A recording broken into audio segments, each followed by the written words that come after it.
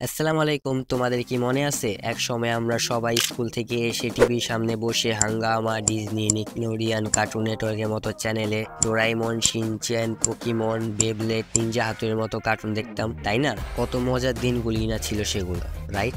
Not really, because that's are not cartoon, that's are anime. এখন তোমরা ভাবতে পারো যে এগুলো সব তো বাচ্চাদের জন্য, সো অ্যানিমে কি বাচ্চাদের জন্য? Yes and also no. Confuse? Let me explain.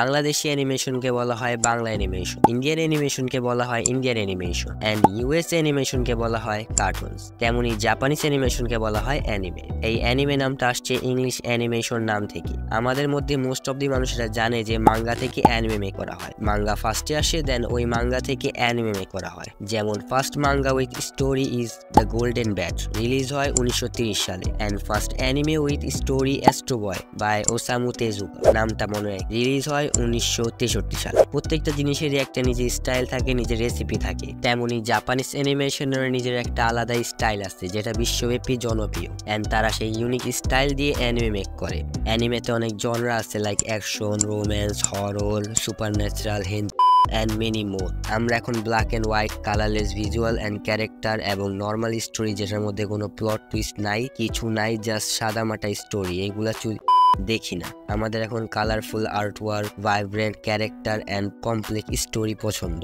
And এগুলো সবই তুমি অ্যানিমে নামক জিনিসটাই পেয়ে যাবা। তুমি অ্যানিমে দ্বারা যা শিখতে পারবা সেগুলো তুমি তোমার স্কুল লাইফে শিখতে পারো নাই বা পারবাও না। তুমি অ্যানিমে দ্বারা যা শিখতে পারবা তা হলো entertainment, emotions, friendship, real love, values, cultural understanding, creativity, imagination, problem solving skill, teamwork, exploration of human nature, critical thinking, inspiration, personal growth, exploration of social issues and motivation. It is not end because there is no end of learning. So keep learning with anime.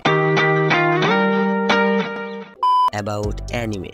I don't know আমি কতটা বুঝাইতে পারছি, and I know অনেক flow আছে আমার ভিডিওতে, অনেক information মিসও যেতে পারে, I don't know। তোমার কাছে ইনফো থাকলে আমার কমেন্ট বক্সে বলেছ। বহুত কষ্ট করে ভিডিও বানাইবা, একটা লাইক সাবস্ক্রাইব করে যাও। আমার পরীক্ষা চলতেছে, স্টিল আমি ভয়েস রেকর্ড করতেছি। আব্বু যদি শুনে বাস লিয়াইবো, কি করতে তোমরা জানো। তোমরা যদি ওয়াইটিতে লিগালি অ্যানিমে দেখতে চাও তাহলে এই ভিডিও দেখতে পারো, আর টপ 10 বেস্ট অ্যানিমে দেখতে চাইলে এই ভিডিও দেখতে পারো। এই দুইটা থেকে একটা সইরা যাইবো। আমি যদি নেক্সট অ্যানিমে এডুকেশনাল ভিডিও ছাড়ি তাহলে এই দুইটা থেকে একটা ভিডিও চলে যাবো। তো জলদি এখন দেখে নাও। তো আল্লাহ হাফেজ, বিদায়। খুশি থাকো, ভালো থাকো, আমারও ভালো রাখো, সাবস্ক্রাইব করে। বাই।